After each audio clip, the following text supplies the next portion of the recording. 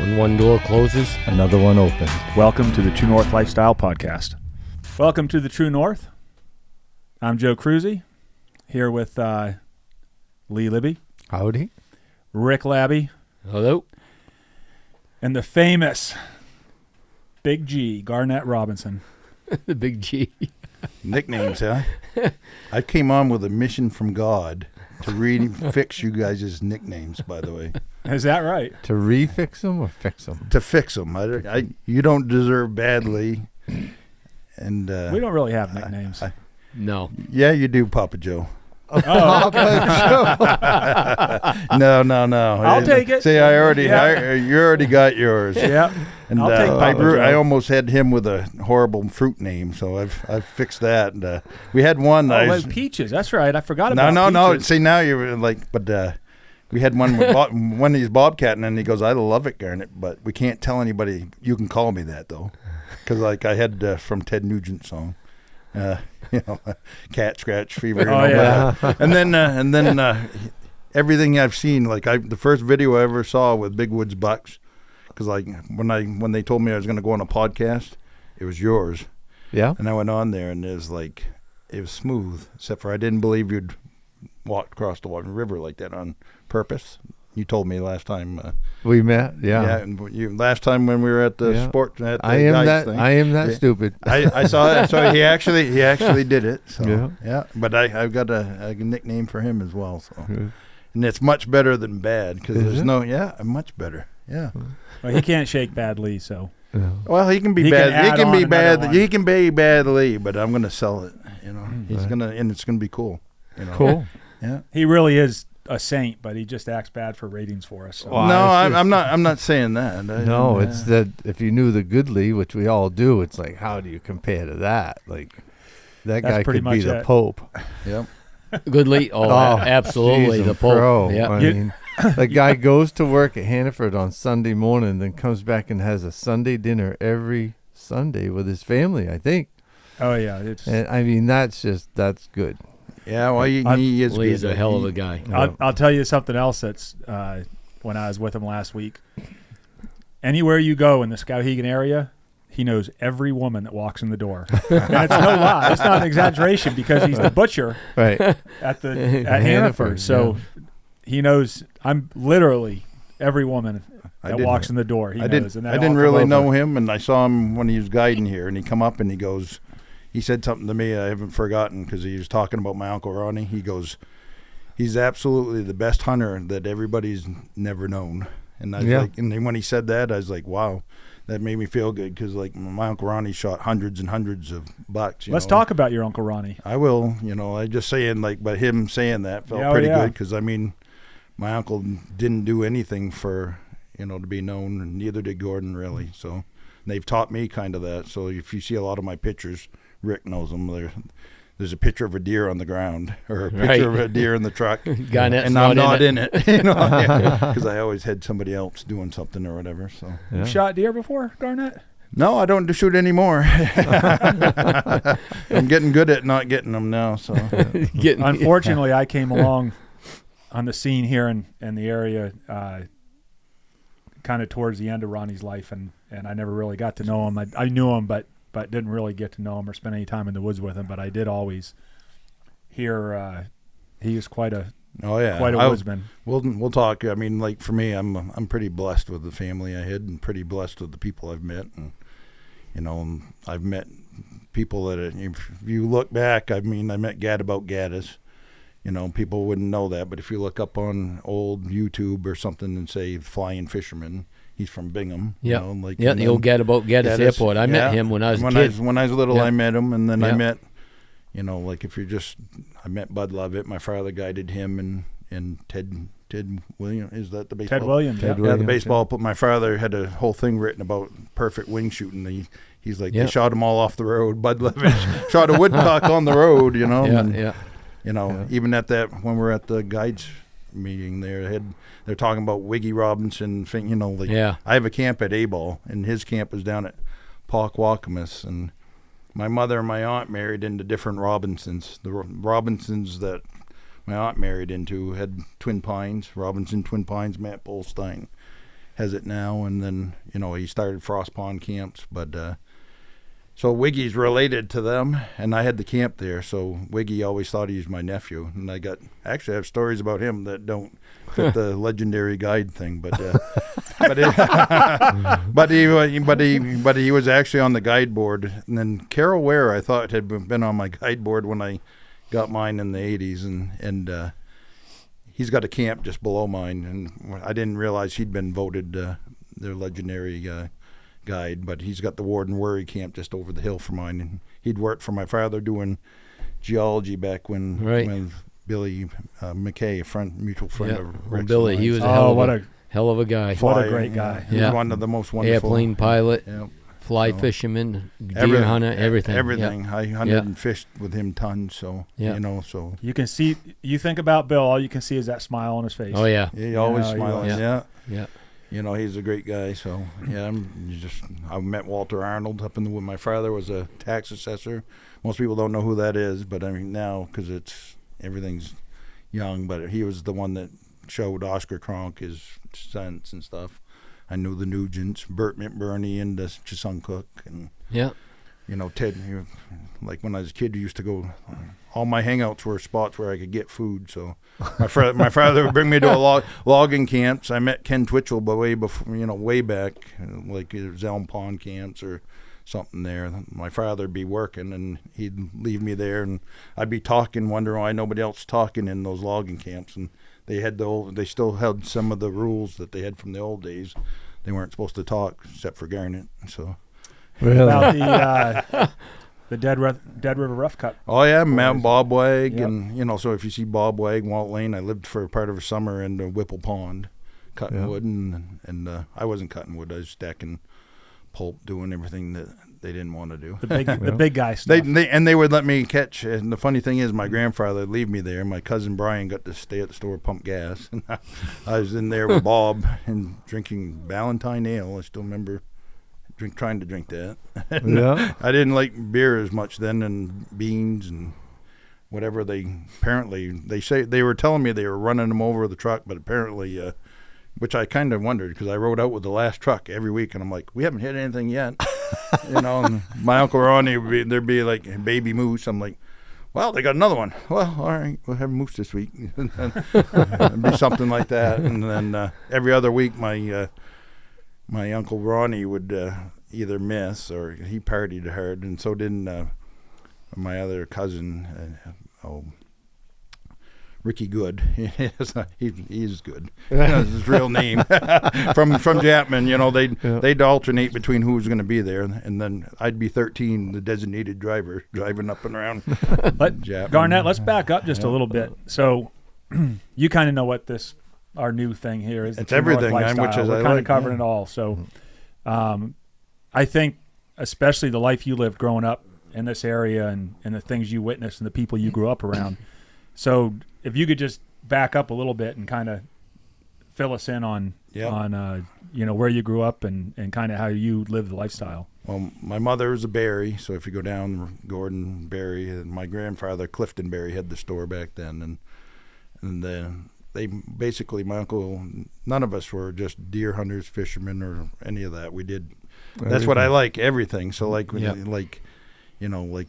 you're looking at what we did, we'd smelt in the spring, and everybody back then, every old person that you saw back in the day, they all lived on that stuff, because they grew up in the 30s and 40s, and they didn't have as much.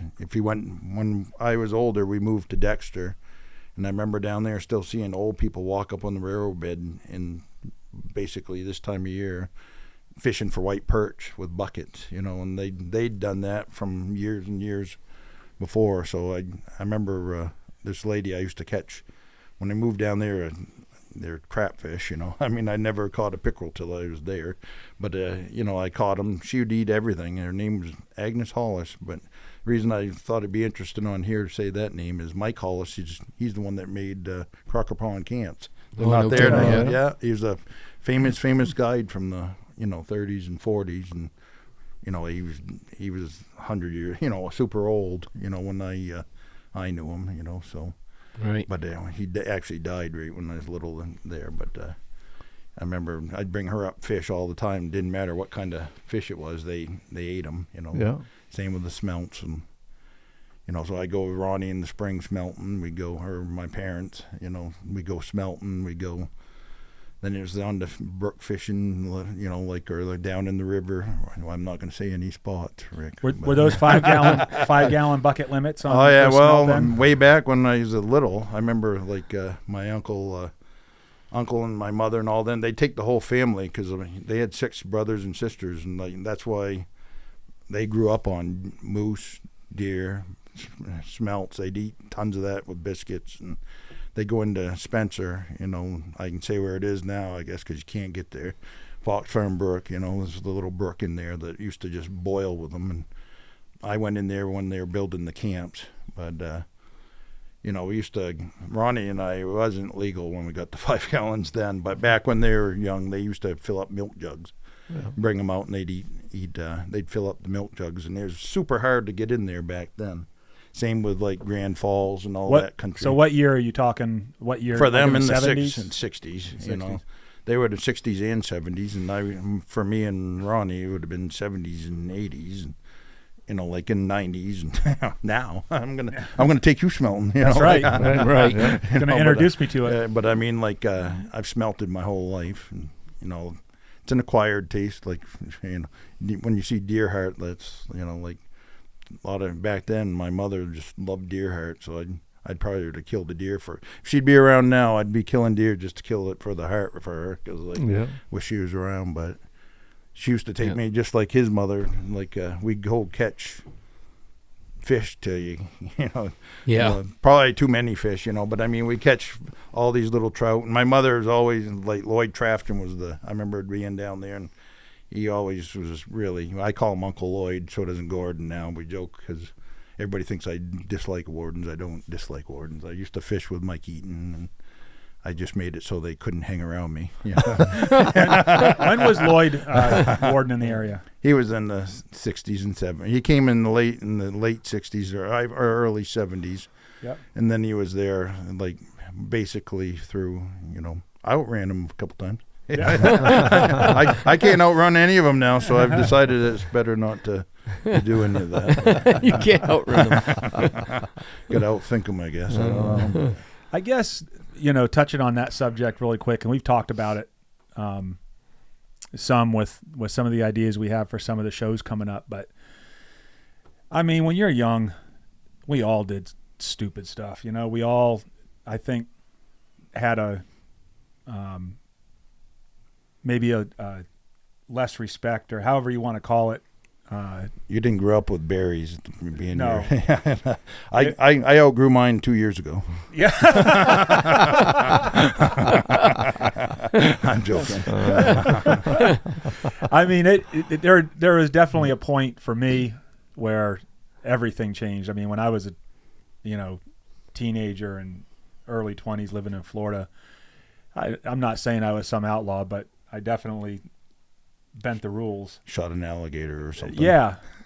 Yeah, I'm sure I did things that I'd never think of doing now, but it's I think when you're younger, especially you just want to kill. Right. You don't have the respect for the wildlife like you do when you get older. And or the respect for the hunt itself. For the chase exactly. And realize it's not just about killing them. So no, really, thank God for the game wardens. Yeah, really. Yeah, I mean, absolutely. they're out there. And, right. I worked all the conservation and everything. Yeah. Yeah. And I think the sportsmen, you know, I was telling this to somebody not too long ago. Can't even remember. It was a conversation. Somebody was giving me shit about killing or something. And I said, if you really think about it, hunters and fishermen and women are the forefront of conservationists. We are. 100%. Because I want bigger bucks, bigger brook trout, bigger things. I got rode up once for running dogs out of season, and it wasn't true. We just was running coons and happened to be a bear site down in the woods, and come to find out, we figured out whose it was afterwards, and it cost me some money.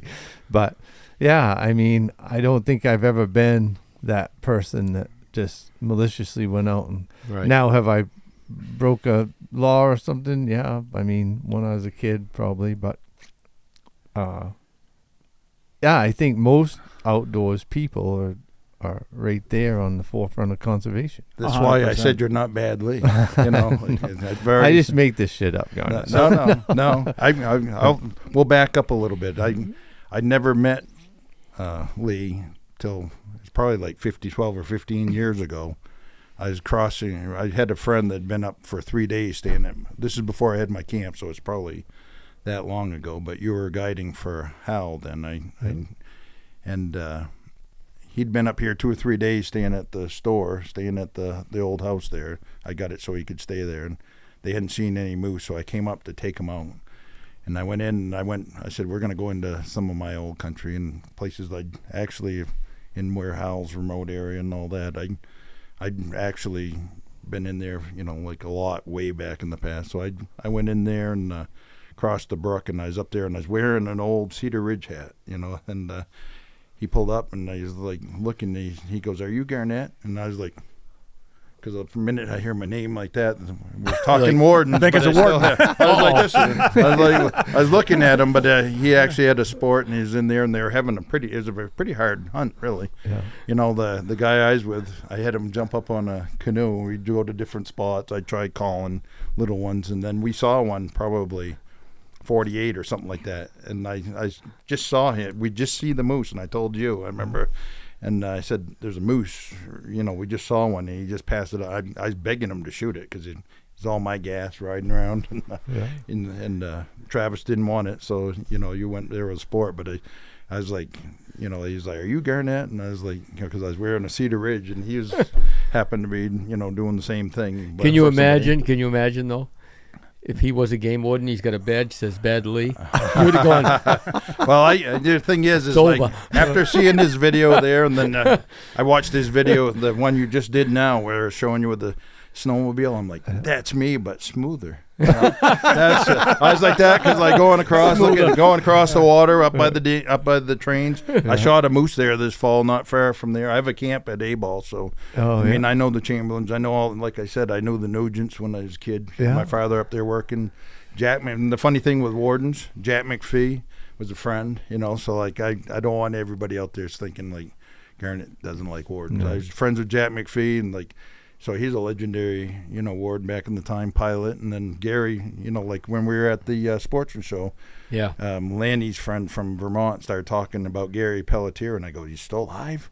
Because like when I was a kid, they were older. And my father, wherever we went when he's working, he'd leave me. We'd go up and we'd stay at these sport camps. He'd leave me to labor while he went to do his work, or they'd fly off. And that Gary Pelletier, like I didn't realize we weren't talking about the same guy. I said he could split wood because I'd stand it up. He could split it as fast. And in that Jack McPhee, we flew into Little Pleasant Pond. A couple of the tricks that I still use when I'm fly fishing, we just talking about Mike with you know, using a dragonfly nymph. You know, I was like I got that from Jack McPhee in Little Pleasant Pond. You know, we were flying over that, and my father had to do a camp on the island, so we flew in there with his Super Cub, and I was there, and he's like showed me how to triangulate the spring hole and how to fish it. I kept missing him because like I kept, you know, trying to hook it, and he's like, "Put your rod in the water, and you're just barely moving it." And I've caught giant fish doing that. And you got in the back seat of a Cub?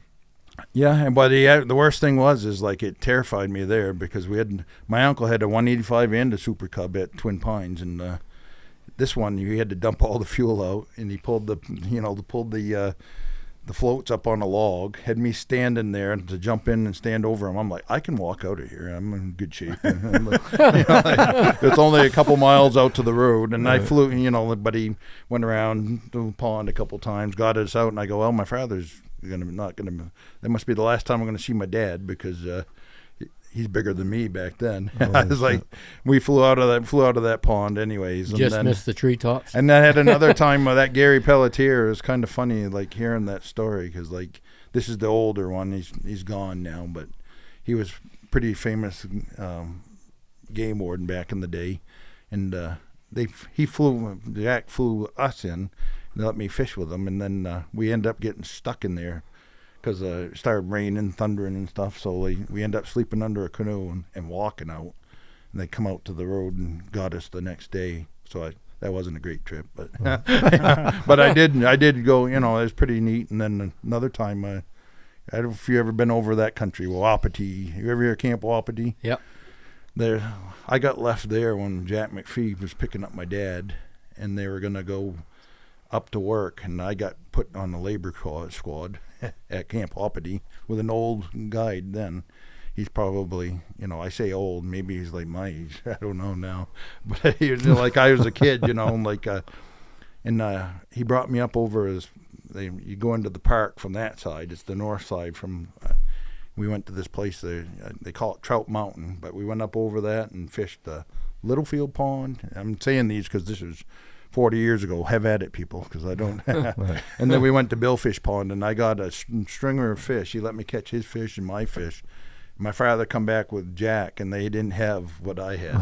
and I was in their brochure until like 15. Like my father, when he was still alive and working, or when he just retired. So, you know, probably would have been 15 or 18, 20 years ago. They brought out a picture. It had the Wapiti fold out like that.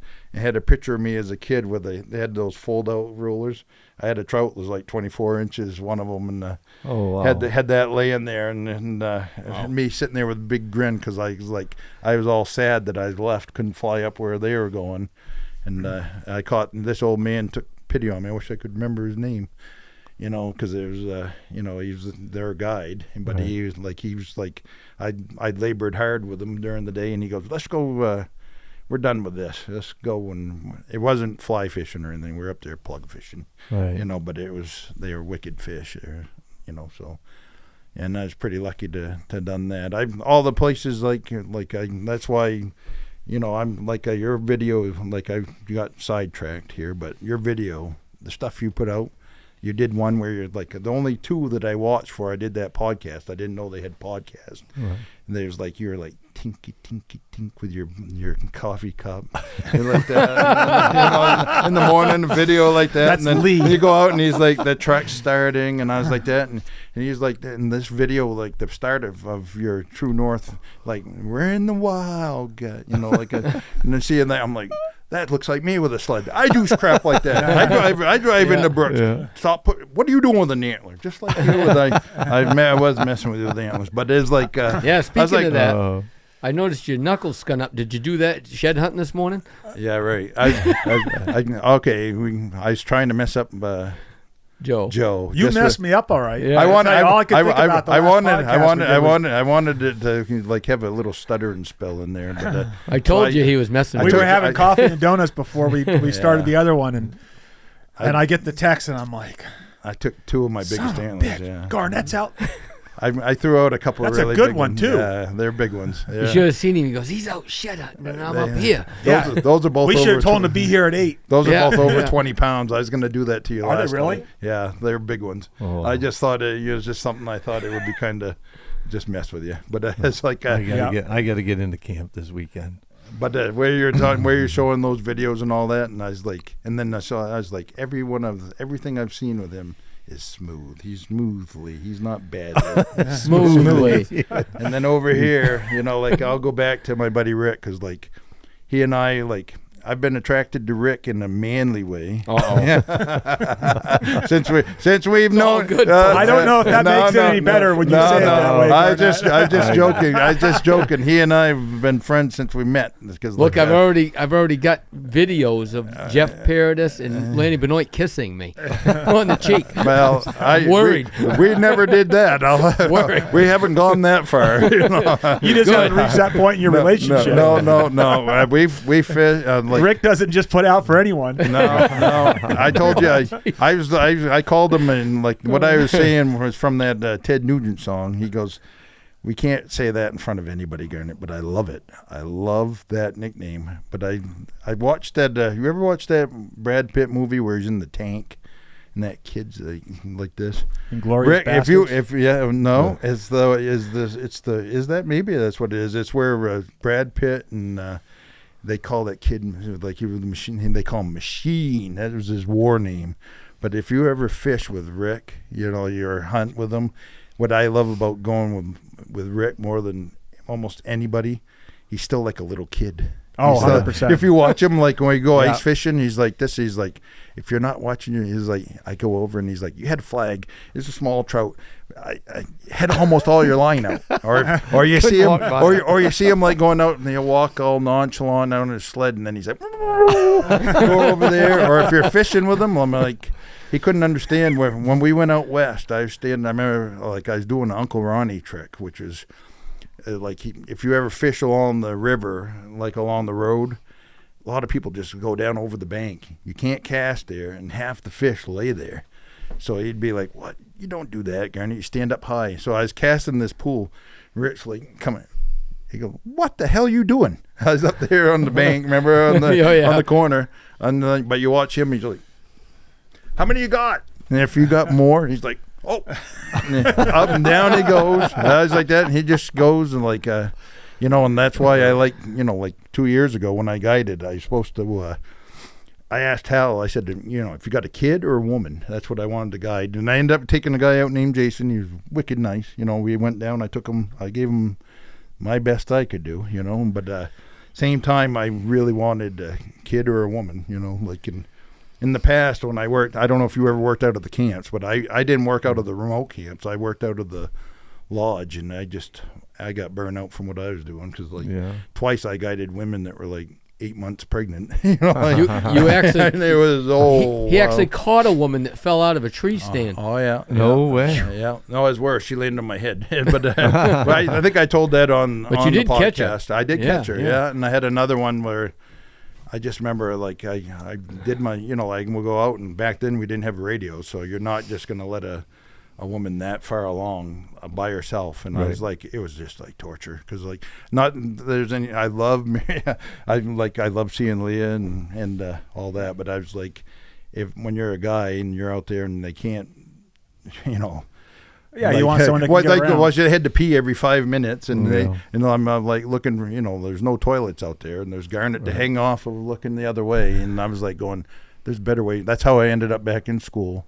That's how I ended up a appraiser. Really? No kidding. I was like holding a pregnant lady while she peed. I don't over the edge. I don't know if that put me over the edge, but I was like, I spend almost every, you know, right now, if I lived in, if I'd stayed in Chapman, I'd have a liver that's like got holes in it or something. Oh yeah. You know, like the stories I have with Mike where, you know, like, remember the time we were like didn't go home and then we went out and guided Garnett? Or, you know, are you saying that Sally saved you, Garnett?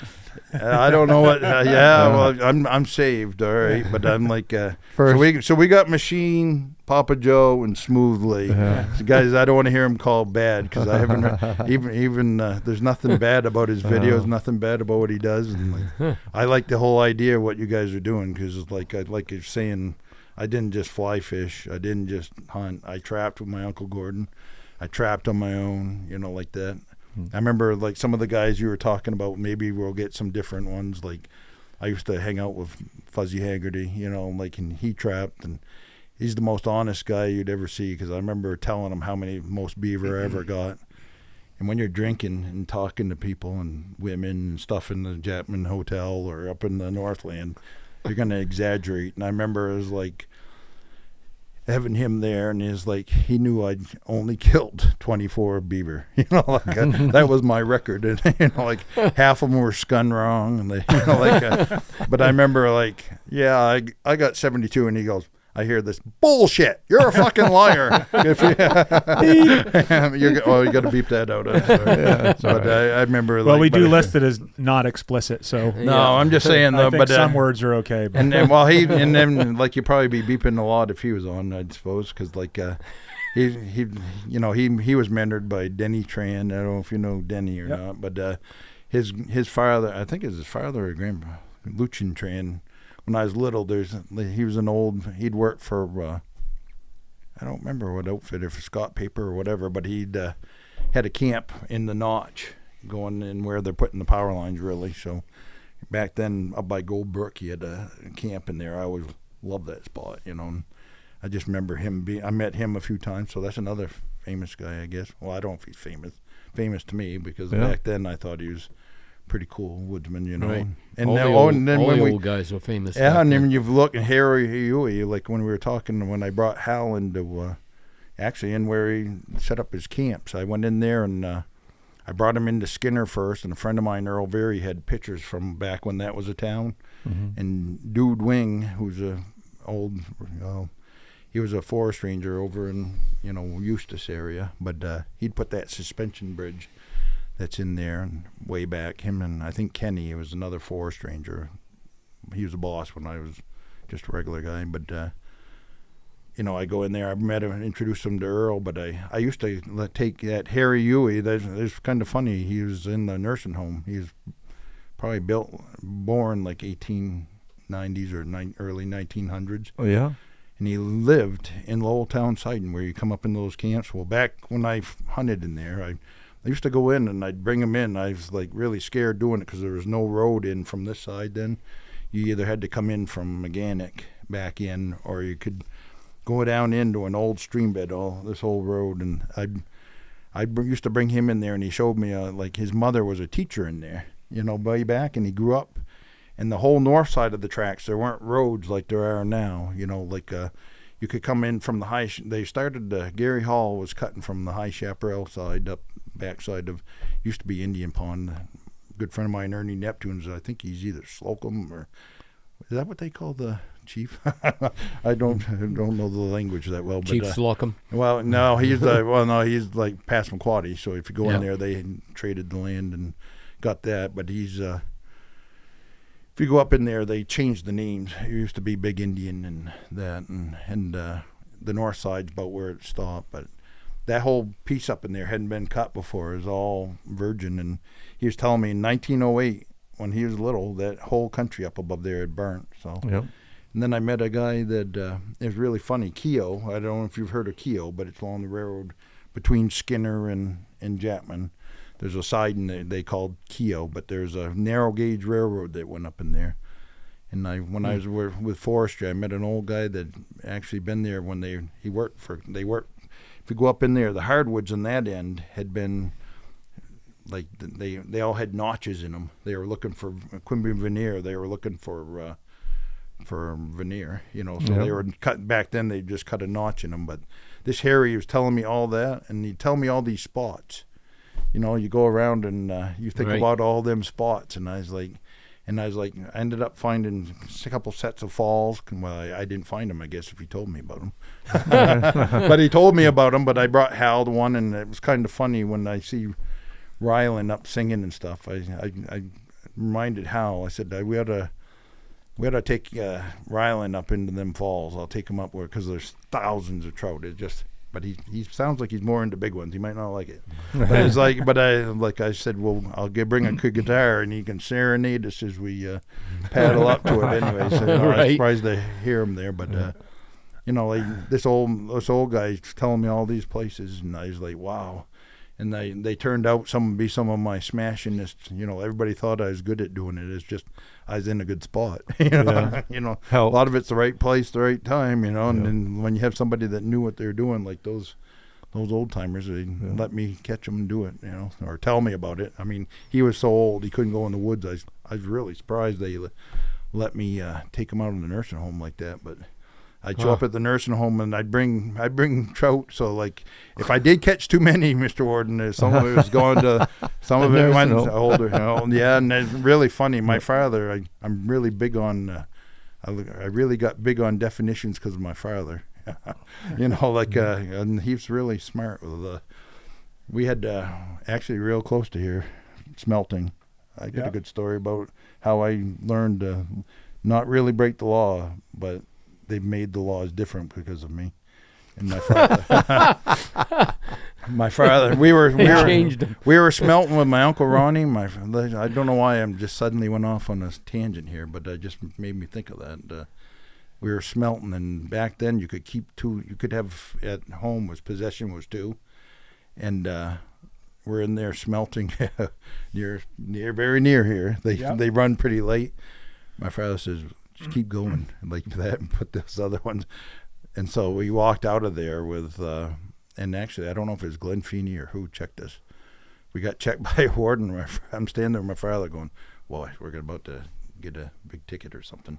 By then I was 15 years. I remember I was 15 years old, and I became designated driver because I had a driver's permit.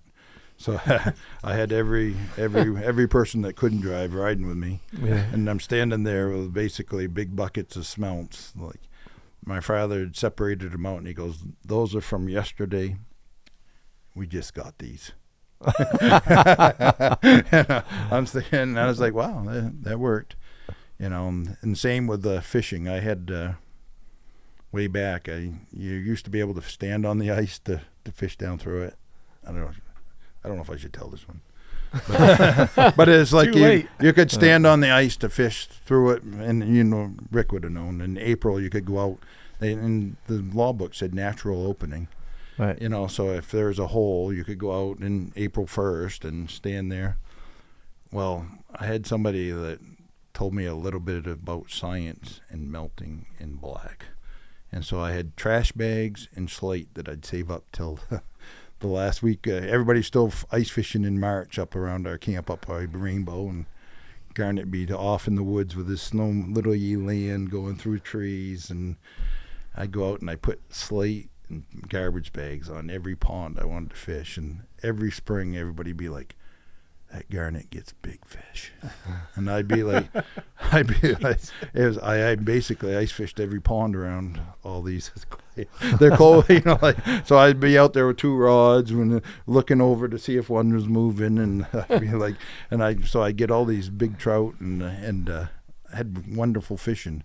What ruined it was that I had somebody tell me that there's giant togue in Harrington Lake. I was like, really? Wow, that's closed. That might need some rocks and garbage bags. So I'm like, and the funny thing is, I go out there, and it's like the first day I go out, it's kind of a rainy, crappy day. I didn't expect to see anybody, and out comes, I'm not going to say the warden's name because he might still be alive and be that little shit and tell every warden that he is terrible. He's bad G. Bad G with good smooth Lee. Bad G. Right. But I was like going, oh no. But he come out and he's like this. First thing he does, he goes to one of my holes that I hadn't been to and picks up a garbage bag. I'm sitting there with garbage bags hanging out of my pocket, like, hey, and he's bound and determined that it was ice fishing, so he wrote me for a ticket for ice fishing and littering. And you deserved it, Garnett. I'm not saying right now. I guess I can say I did put those there, but my intention, that's not littering because I was going back to pick them up, and I did exactly. And like the funny thing with this is I nearly drowned every year for 10 years. Because I would ice fish.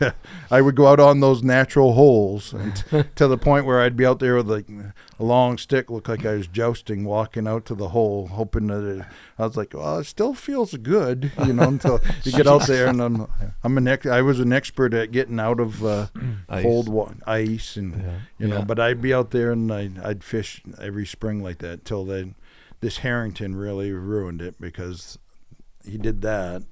He come out and gave me my tickets, and I was like, oh, well. The next day is when it was raining. And I was like, what's the odds of him going back? Pretty good. So I was like, the next day, I was like, I didn't catch any of them giant ones, and I didn't get to my other holes, and they didn't always do that anyways. Like, sometimes you put a piece of slate, and it would just melt. All of a sudden, it turned cold, and there wouldn't even be a hole at a pond or something, but... Right. There were holes there in Harrington. And the next day I got my second ticket, and I actually beat that one by, bringing a dictionary. That's why I'm saying, like, I'm not as stupid. We in no way endorse this, by the way. No. Well, it was like we're learning from Garnett about what not to do. Well, they didn't define natural. Yep. I was like, is like a rock on the ice melting down through natural? So they fixed it. You got to stand on shore and cast into those holes. So you put your trash bags closer to shore now? I ruined my gig I had, and and nobody else. I'd never seen anybody else do it other than, I don't know if I brought my cousin or anybody. When Neil and I went down to meet Gary Williamson the other day, he took us over to this small pond where his boys were fishing, and they took PVC conduit because it floats. Oh, right? Yeah, and push it out. Yeah, yeah, and he had like 50 feet of PVC conduit, and there was an opening there, I don't know, 30 feet in diameter, but he'd put he'd duct tape a fork on the end of it, run a split shot up above the fork with a smelt down here. And they'd slide that out with a bail open real quick, get it out under the ice, and then pull it back so that it would sink. 3 feet of line, and that smelt's just kind of fluttering around on bottom. So that's how they spring fish without ice fishing. Well, they do that in Lake Auburn. If you go down there, you can't put a boat in there or anything. My Sally's father lives down there, and that's how they fish in the spring. They go out and they push them under the ice and do that. But up there, I hadn't thought of that. I was just doing my gig. Good thing. Yeah. Yeah, well, and it wasn't illegal. Like I said, you guys didn't define it very well. But they did now. Back in the old day. Yeah. I remember hunting like when they switched to orange. I used to think deer could see. Because of my grandfather, Clifton, he'd be, get that orange off. What are you wearing orange? Yeah. And now I've had orange all over me. You could be like a pumpkin and deer would be right next to you. They don't know. Yeah, so. It's all about movement. It's all about movement, you know. So I saw an old Roger Raglan clip, which I always used to like watching Roger Raglan just for his excitement and everything. But anyway, it was this old clip, and they were hunting up north somewhere in the snow, and it was probably, I think it was 35 years ago, but they were wearing like hot pink, like neon pink wherever they were, which seemed pretty odd to me. I don't know if that was something that happened in certain areas. Wyoming, pink is a legal color now to wear. Yeah, of course it is. Right, orange or pink. If you go like when I was a kid there, like my grandmother, they grew up. For them, the safety color was red, so she bought me a red and plaid jacket, and I want you to be safe out there. Yeah, I always wore red. I had a red and black, and she's like, "Well, I don't want you getting shot, so you got to wear your red." And I'm like, "All right," but it's kind of funny. Vest and hat and everything, I don't think bothers a thing. I just could never go out. I see some of these full get-ups that guys wear where it's the entire orange suit, and there's just something. Maybe they don't want to die. Yeah, maybe. Yeah, I don't worry about it too much. Yeah. A lot of guys got shot back in the day. So I almost shot a guy, Garnett. Yeah. Yep. But Billy McKay actually shot a friend of his in the leg by accident. The day I filmed that, right after I crossed that river. Yeah. Yeah. Wow. When I was a kid, you never heard that story, right? No. Yeah. No. Yep. You told me when we were sitting there. I had that guy, same thing. Like I wasn't on the trigger, but way back we hunted with these guys named Shotzi and Gertrude, and they're from New Jersey, and they come up every year, stay the whole month, and they collect everybody. This is just sounds bad, but they'd collect everybody that was leaving from out of state. They get their licenses. So like when they go to tag deer, like if you shot something, you go over there with them, and they'd be like, well, let's see what they'd find a name, and we'd be over tagging, at Marie's. And I just didn't need no ID back then. But back then, it's like the first year, you only had to have orange in like 365 degrees.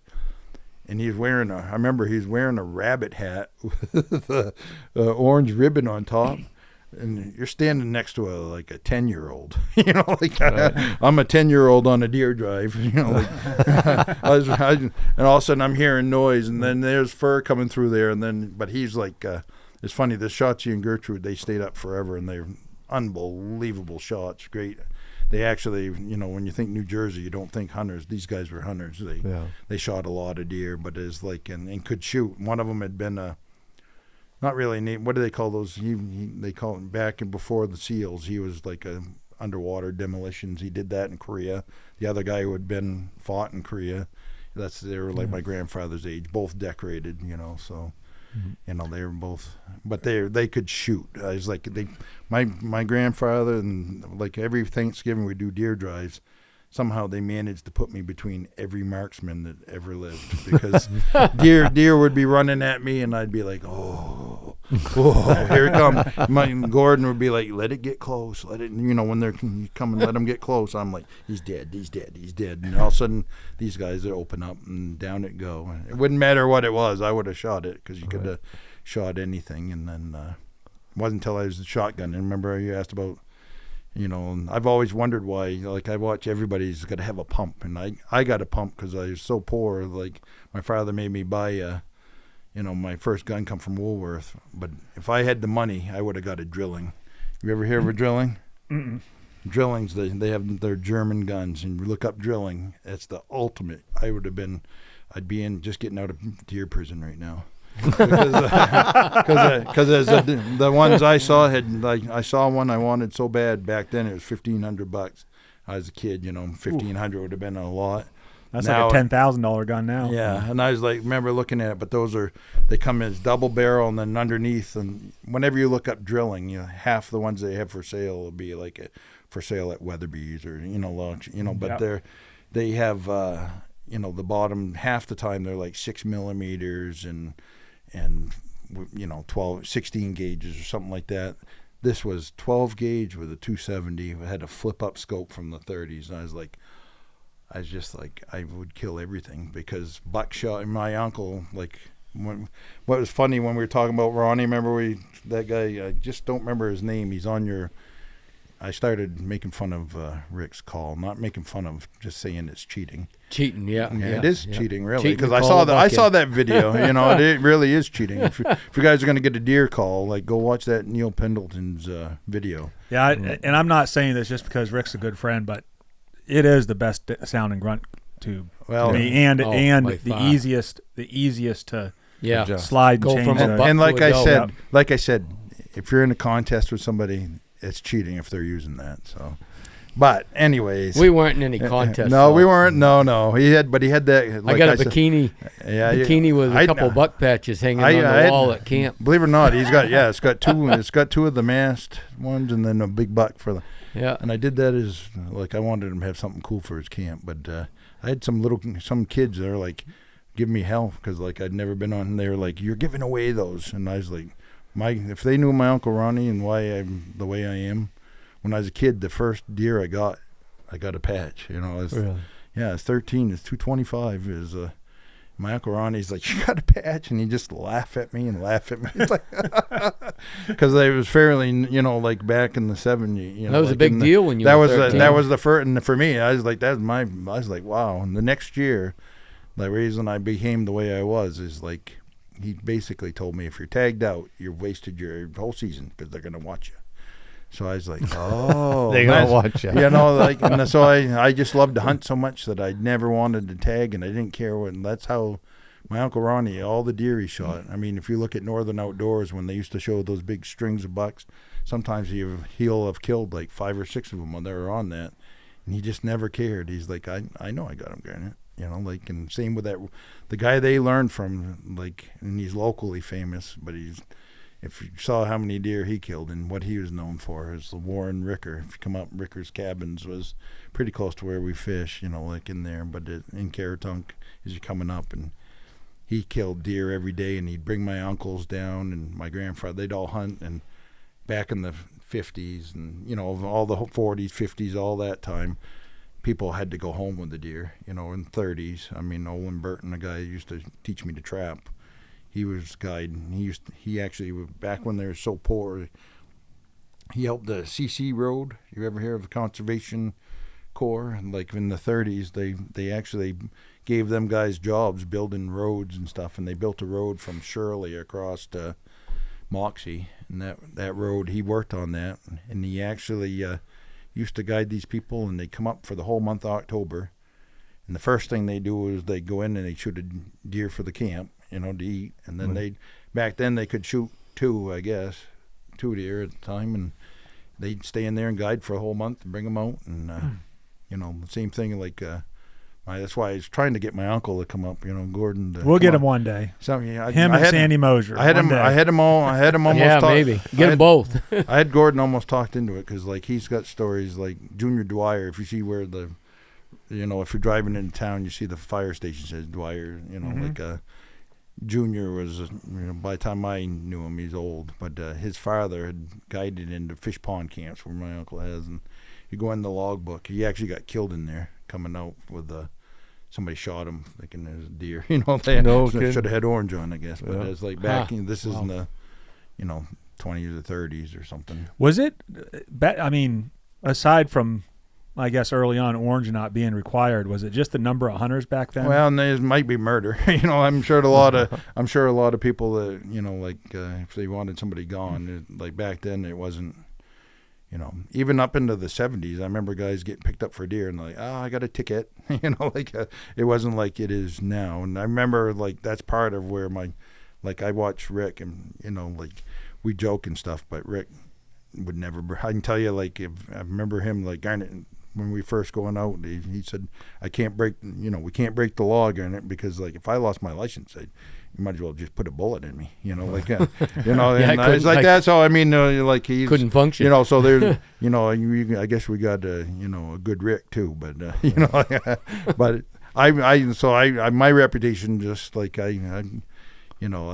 like I said, I didn't have any money to go on any of these trips or do anything, so I was like, I just didn't want to stop, so I'd help people. I'd be like, well, that was shot legal method during a legal day. You have a legal tag. If you want to stick it on that legal deer. And then, of course, you can take it home and eat it, because I'd give them away, and I was like. That's also the nice thing now. At the last couple of years, we can shoot 2 deer now. Yeah, you can. Can you? Yeah. No, I'm joking. I know that. Yeah. No, it is nice because, sometimes you just want to make sure that you get the deer meat, and you have a deer in the freezer, then you can hunt for your buck and wait for an older one. So the new doe system they have I think is really good.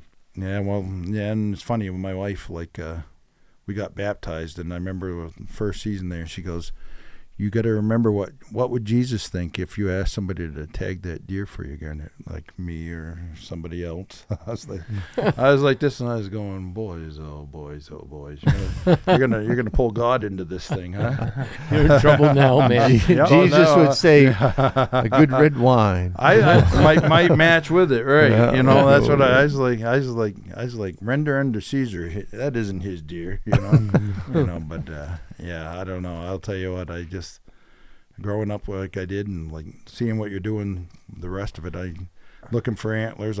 Right now it makes me sick about the antler hunting thing because there's just so many people. Like, yeah, it's gotten to the point where it's like, I wish they wouldn't, like, I don't post pictures at all until I'm done with something, just right. Because I feel like everybody all of a sudden gets everyone all wound up. Actually, I had a conversation with a buddy of mine about that the other day. We've been doing it. I mean, I haven't been doing it as long as you, but I think I've been picking them up for probably 17 or 18 years. Yeah. And so I did see the good times when you could find a good area and just wait for the snow to be gone and go back out there and pick them up. You didn't get all worried about it. The only one that was beating me there usually was Randy. And right. And now, and I think this year we're going to see a real, and I mean we're already seeing it from what I'm hearing, and you can't get upset with people because they're just doing it what we want to do, and that's what we're promoting, right? We're telling everyone how fun it is, and antlers are they're a renewable resource, a new crop every year. Yeah, every year. And I like the hunting. Like I can antler hunt all day and not find an antler and still have an adventure. Oh, it's great time. You know what I mean? Well, you're scouting for everything. The future. Yeah. You're scouting areas that you're gonna hunt. Yeah. You might not draw a moose tag for 4 or 5 years, but you've already pre-scouted and you'll be hunting somewhere and say, "Oh, I'm gonna go over and check that mountain out. That was a great spot." So you're always anything in the woods. Scouting. I just want to be in the woods. Some days I just get so frustrated that I can't get in the woods. And last Sunday I wanted to go into camp in the worst way, but that road was just stove up, and I'm like, I could stave the shit out of that road and get to camp, but then I'm that guy. Well, I think that it's happened in other areas of the state, but I think antler hunting might be the thing that brings gates, because from the landowner's perspective, we know about going on roads and what not to go on and don't destroy them, but you get guys from out of state, they have no idea. They've never dealt with the frost. I'm all for a mud gate. So in my camp there, there's 2 landowner gates to get in, and then there's a third gate, and that third gate is the forester's gate, so the land management company. So if that's they think it's going to be bad or it gets abused, they shut that gate in the spring, and you don't get any further. And then when the road's good to pass, they go in. Right. And I can tell you, it ain't cheap to build a road. No, Ricky, I got to build one tomorrow, and it's like, geez, gravel's that much now. So, I'm all for it, and I got no problem if you own that road and you want to gate that and keep people off, because I look at that Green Top Road and think, I'm going to be traveling the shit out of that in a month. Right. Do I want to travel it with 8-inch ruts in it? Or do I want to travel it with no ruts in it? I guess if they gated them in the spring for a month, that's one thing. Up, but that isn't what's coming. So I mean, we got a lot worse than that coming. Most of this,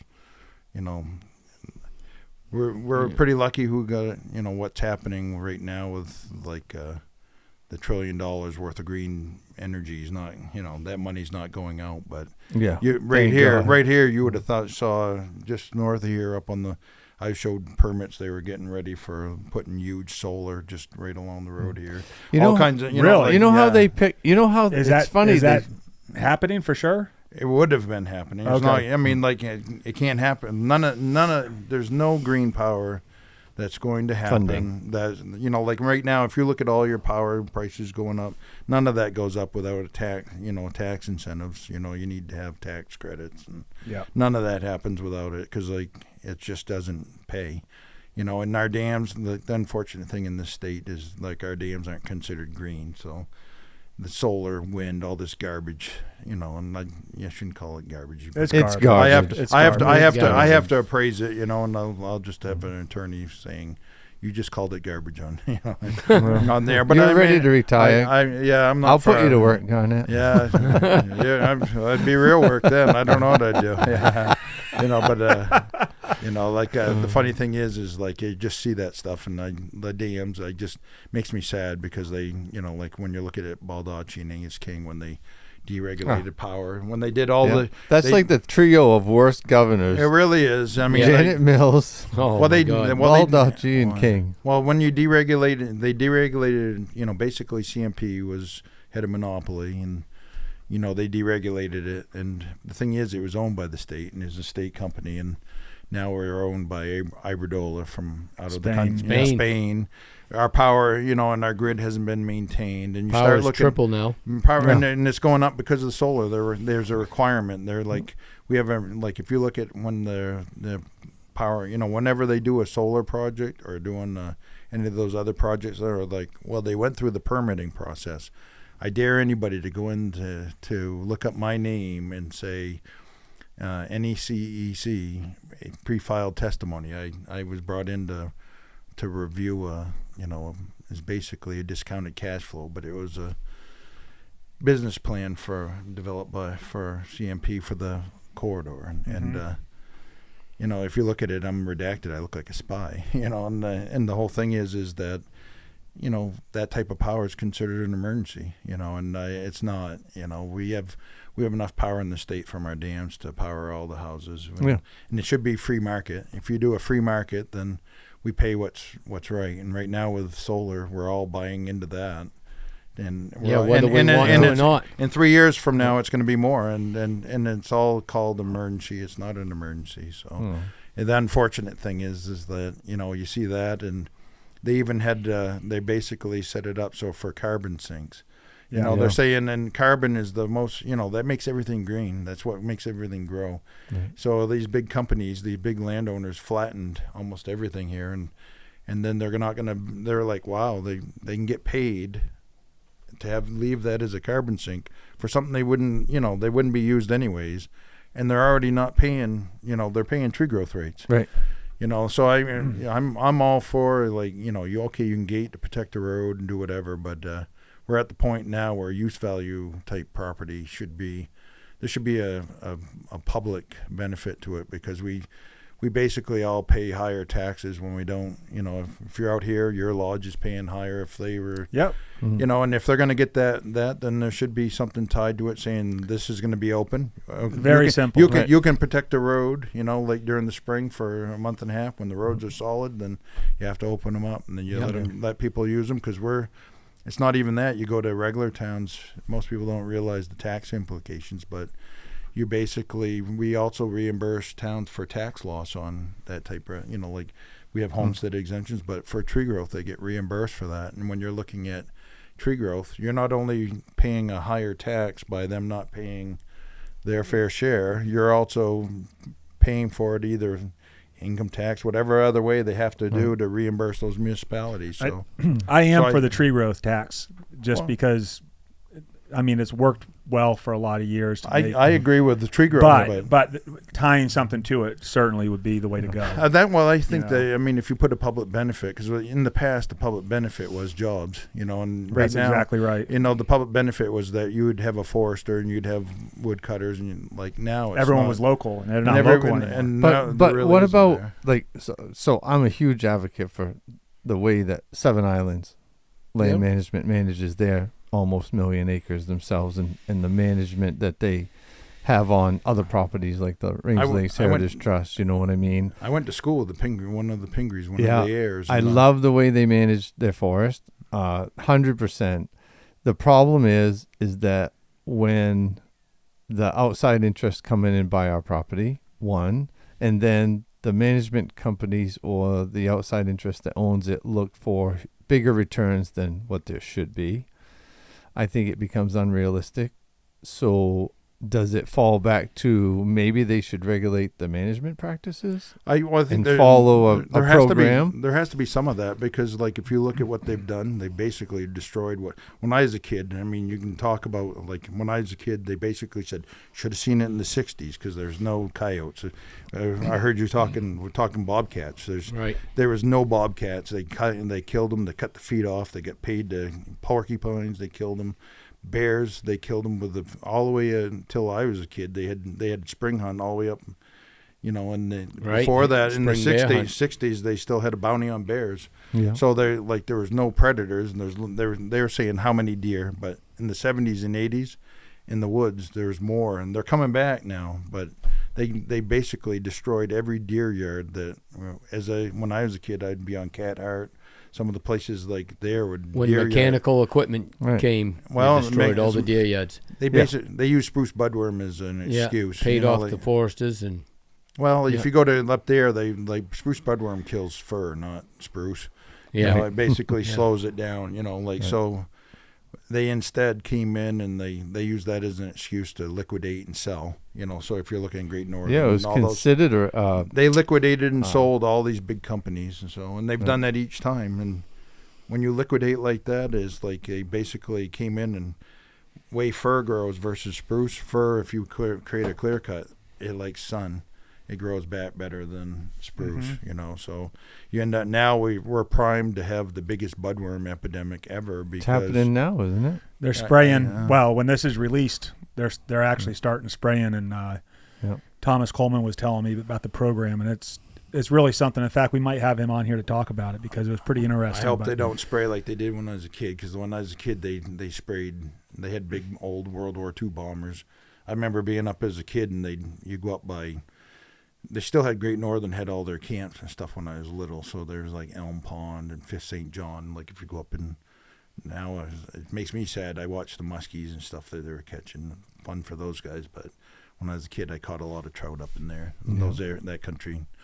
And that's actually where I was telling you where I went when my father had to move antlers out of the road. Yeah. And when I was a forest ranger, when you talked about antlers, I've found 20 in a day with my truck.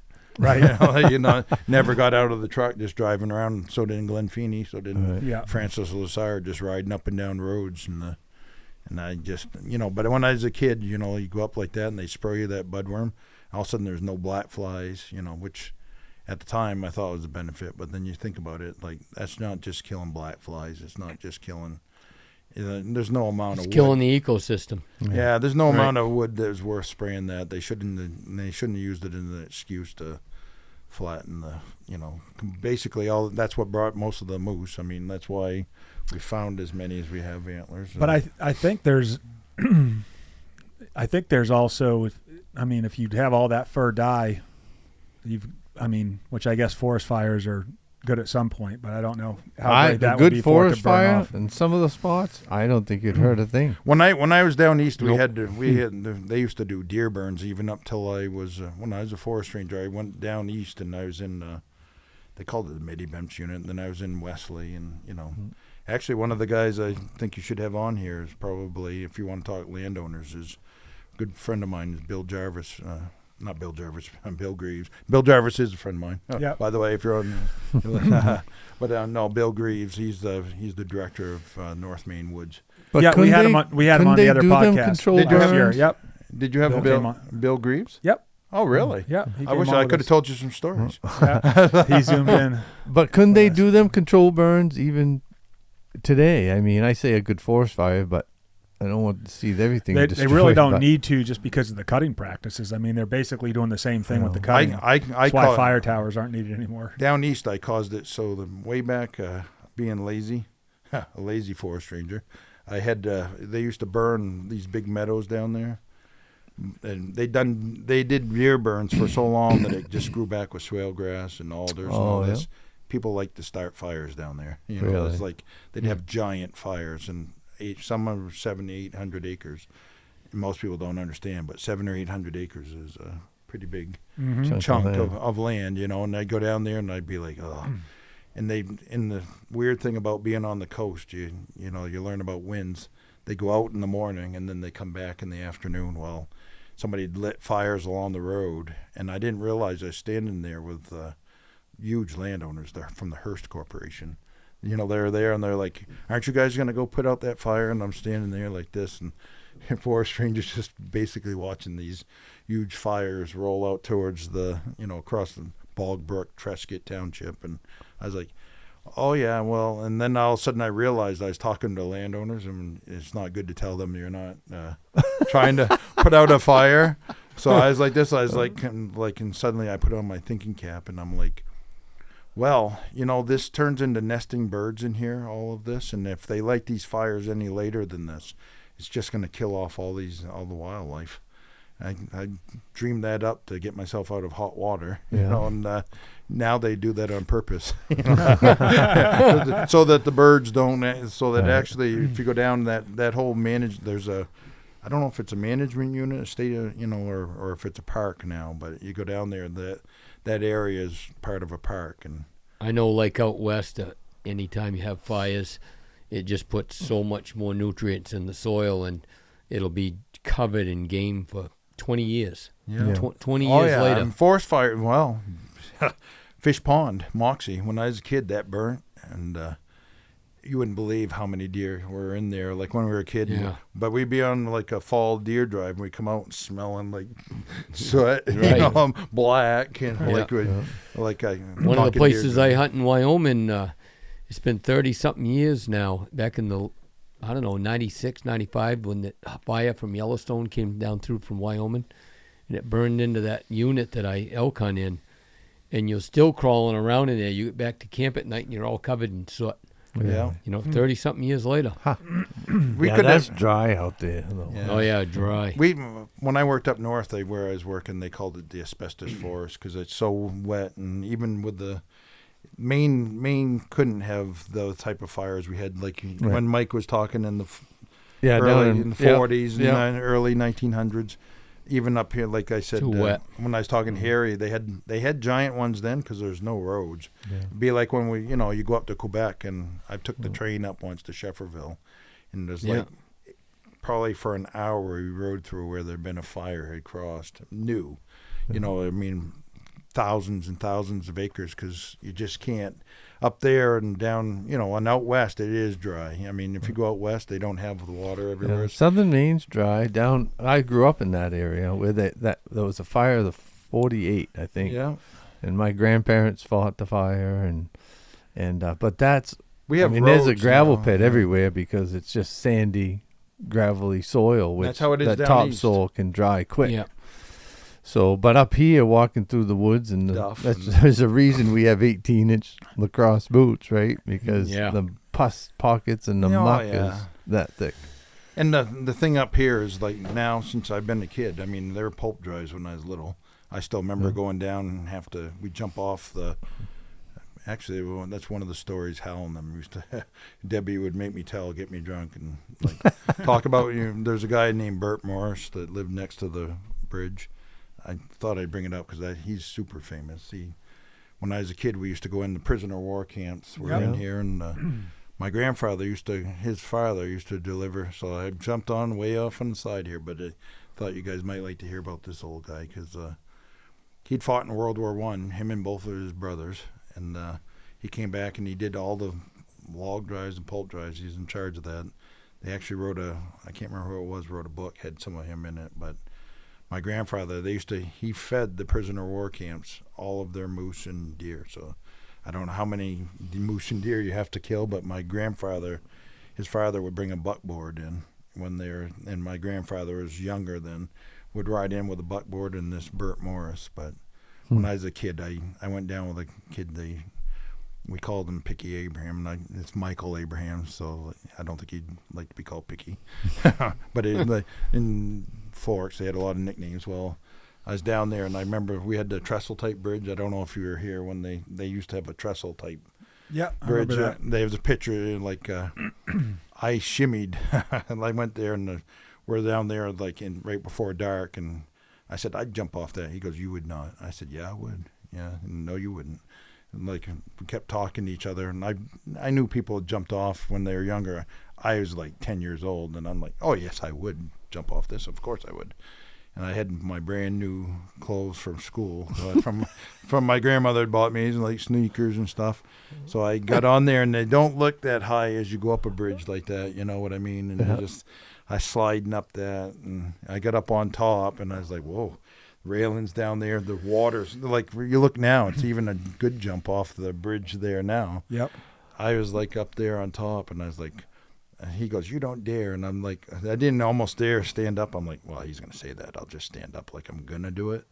I wasn't really going to do it. You know, I was like, I realized by then I was like higher than the trees. I got to do it. But I wasn't going to. I changed my mind. You know, I stood up, but I said, I got to at least stand up like I'm going to.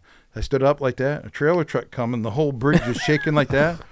And all of a sudden, I started to lean over. I go, oh, my God, you just killed yourself. Because I realized I starting to fall. There's a walkway down there. He's standing on the walkway, and I jump out. And I look, and you could look over. You know how the river goes up and down, and like with the water. Yeah. Even the water had already gone down. So I was jumping from that into like still a pool underneath the bridge, but it was low water pool. Right. And I went, and I don't know if the log drives, they probably are. Only 8 feet of water in that pool when the river was down. Pulp was done by then, but I went knee deep into the bottom, and I was like, oh my gosh. I'm alive. I hit the water so hard, my teeth were loose. I couldn't eat hard food for like a week. But I was down there, and I go, I'm alive. I'm like this. All of a sudden, I realized I'm stuck in the bottom, and I was like, oh no. And I was like, this, I'm not alive. And I barely come out, and I finally swam up, and with the current, I come up on the lawn there, and I'm laying next to that, and Bert was out there, and I don't remember if he just mowed the lawn or whatever, and he's like, hey, son, if I were you, I wouldn't lay in the poison ivy like that. And I was there. My grandmother was so mad because, like, the sneakers that she just bought me, I lost one of my sneakers in the bottom in the mud. I had holes in the new shirt that I'd shimmied up with. And I'm there laying in that, and then Michael's running over going, that's awesome. Like my teeth were bleeding. Like for a week I was eating like applesauce. That was so cool, Garnett. Yeah. Well, that's a good way to end this episode, Garnett. I appreciate that story. So, Garnett, really appreciate you coming up today. That was fun.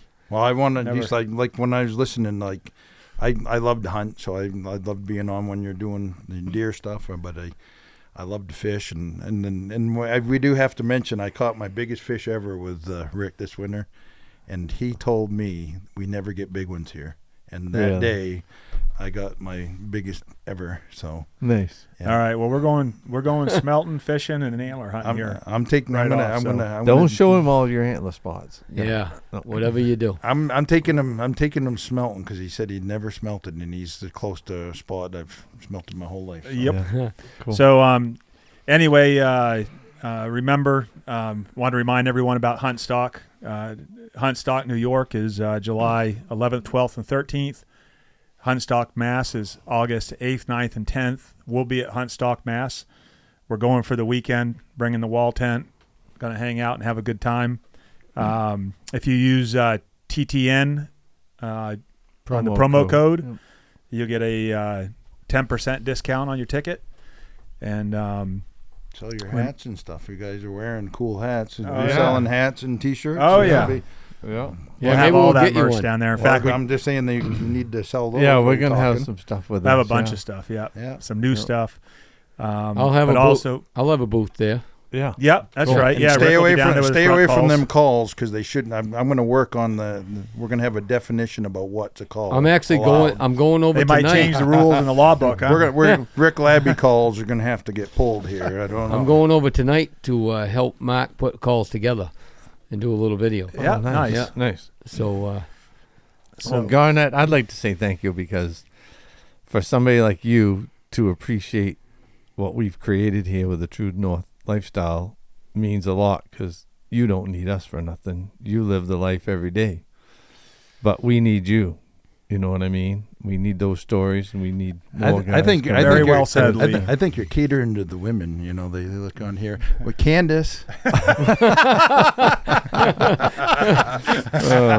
all right. Had to do that. Candace, he's taken, okay? He's taken. The best thing with that is she goes, he's always on the end, almost on the end of one of these. Thanks. Right. Smoothly. This is smoothly. 'Cause he's definitely not bad. Well, thank you. You hang out for a while, and you'll pick a spot where you look at me and say, "Oh, that was pretty bad." Yeah. Anybody that you married up, I talked to your wife when we were there. Yeah. So I've done it a few times. Yeah. I just told Rick this morning. I'm like, I really don't want to do this again. You've gone up and up. Then she's really, really nice. So. Well, thank you. We had a late night True North meeting last night that went into the later hours than we thought, and I said, geez, my wife was mad last night, and Rick says mine too, and I'm like, okay, I'm good. Did you say Cancun next week? Yeah. You guys, you know what we can do for Rick? You know, like you guys want to make a video, like he would love this. We'll borrow his jet boat. Oh, I'm in. And absolutely, I'm in. You just leave your fishing gear. I've got a cowboy hat. Looks just like his from when or your other boat. Doesn't matter which one you want us to take up. Are you thinking people are going to mistake you for Rick? I know all his. I'll never see it again. I know all his spots. He already knows I do. And I'll take you guys and I'll put on his hat and you guys have somebody videoing us and. You won't even because the fish. Nobody will even know. He won't be. He's out in Cancun and they'll be like. You won't feel jealous at all, Rick. You'll be happy knowing we're fishing your spots. Oh, I don't know how happy. He'll be there in Cancun, and we'll send a picture of. See that Duckworth. I'll drive the boat. You guys just reel them in. We'll call the Duckworth the Titanic because we'll be bouncing off an iceberg. Oh, he's got a jet boat now. Opening up Rangeley with it. He's got his little jet motor. That's what we want. We'll take him into the spot. Cool. Yeah, I'm in, Garnett. All right, Ricky, where's the keys? Anyway, appreciate everyone tuning in. Please remember to like and subscribe on the YouTube channel. Follow us on Facebook and Instagram. And leave a review for us if you're listening to us on iTunes or Spotify. So with that being said, again, thank you, Garnett. Yeah. Thanks, Garnett. Go out and do some shed hunting now. And he's got his new plane. This will be him and I there. No, it's front back like a Cub. You got a Super Cub? I got a video of you picking me up in Rangeley years ago to do a podcast, and I put the video up, and I says, "Well, this is how we go to work in Rangeley, Maine." And he pulls up in the This one's a little harder to get into, Garnett. I might have to squeeze you in. I've been in Super Cubs, but I don't know if we take off. Huskies. It'll get the weight off. It's just a matter of if we can both physically get our feet in there. Yeah. But anyway. Anyway, till next time, folks, remember, shoot straight. Hook 'em hard.